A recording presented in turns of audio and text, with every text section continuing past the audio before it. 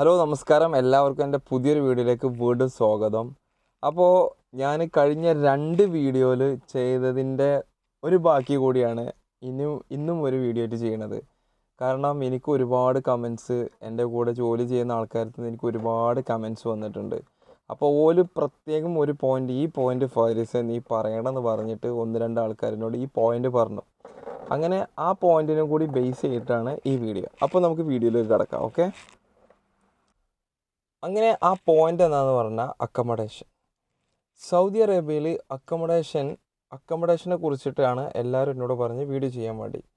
അക്കമഡേഷനെ കുറിച്ച് പറയുകയാണെന്നുണ്ടെങ്കിൽ സൗദിൻ്റെ labour law പ്രകാരം ആർട്ടിക്കിൾ 57 പ്രകാരം ഒരു റൂമിൽ 4 ആൾക്കാരിൽ കൂടുതൽ നിൽക്കാൻ പാടില്ല.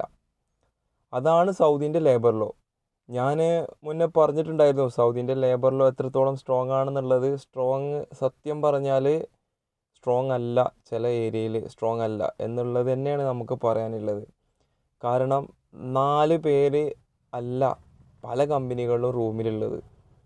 ഇനിയിപ്പോൾ ഈ വീഡിയോ കാണുന്ന ഒരുപാട് ആൾക്കാരുണ്ടാവും, നിങ്ങൾക്ക് കമൻറ്റ് ചെയ്യാം നിങ്ങളുടെ റൂമിൽ എത്ര പേരുണ്ട്, നിങ്ങൾക്ക് കമൻറ്റ് ചെയ്യാൻ പറ്റുന്നുണ്ടെങ്കിൽ.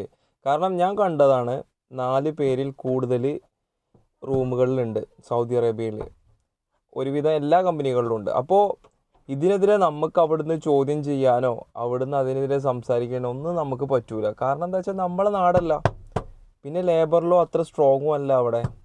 അതുകൊണ്ട് ഇനി പോകുന്ന ആൾക്കാർ ഈ കാര്യങ്ങൾ ശ്രദ്ധിക്കുക. നിങ്ങൾക്ക് ചോദിക്കുക ലേബർ ലോ ആർട്ടിക്കിൾ 57. ഞാൻ ഇതിന് കൂടെ ആ ലേബർ ലോൻ്റെ ഇത് ഞാൻ പിൻ ചെയ്ത് വെക്കാം. അപ്പോൾ നിങ്ങൾക്ക് കാണാം, ഈ വീഡിയോ കാണുന്നത് കൂടി ആ ലേബർ ലോ ആണെന്നുണ്ടെങ്കിൽ നിങ്ങൾക്ക് സ്ക്രീൻഷോട്ട് എടുത്തും വെക്കാം. ആർട്ടിക്കിൾ 57 പ്രകാരം 4 പേരിൽ കൂടുതൽ റൂമിൽ പറ്റൂല. അത് കാരണം നമ്മൾ ഇനി അവിടെ ചെന്നിട്ട് കമ്പനിക്കെതിരെ എന്തെങ്കിലും സംസാരിക്കാനോ ഇതിനോ നമുക്ക് ഭയങ്കര ബുദ്ധിമുട്ടാണ്. അവിടെ പോയിട്ടൊരു കംപ്ലയിൻറ്റ് ചെയ്യാന്ന് പറയുന്നത് ഭയങ്കര ബുദ്ധിമുട്ടാണ്.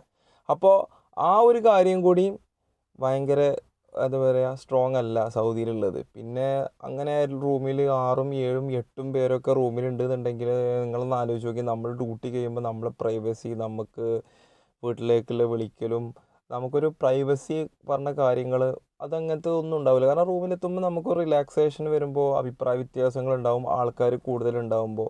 അത് നിയമലംഘനമാണ് ഞാൻ പറയുന്നത്. നിയമപരമായി 4 പേരെ പറ്റുള്ളൂ, പക്ഷെ 4 കൂടുതൽ ആൾക്കാരിൽ ഒരുപാട് കമ്പനികളുണ്ട്, ഒരുപാട് അക്കമഡേഷനുകളുണ്ട്. അപ്പോൾ അങ്ങനത്തെ കാര്യം കൂടി ഞാൻ വിട്ടുപോയത് കൊണ്ടാണ് വീണ്ടും ഈ ഒരു ചെറിയ വീഡിയോ ആയിട്ട് വന്നത്. അപ്പോൾ ഈ വീഡിയോ കാണുന്ന ആൾക്കാർ എന്തായാലും ചാനൽ സബ്സ്ക്രൈബ് ചെയ്തിട്ട് കാണുക, ഫസ്റ്റ് കാണുന്ന ആൾക്കാർ. പിന്നെ എൻ്റെ ബാക്കിയുള്ള കഴിഞ്ഞ 2 വീഡിയോസ് കണ്ടിട്ടില്ലെങ്കിൽ ആ 2 വീഡിയോസും കാണുക. പ്രവാസികൾക്കായിട്ടുള്ള വീഡിയോ ആണ് കഴിഞ്ഞ 2 വീഡിയോ. അപ്പോൾ എല്ലാവർക്കും ബായ്.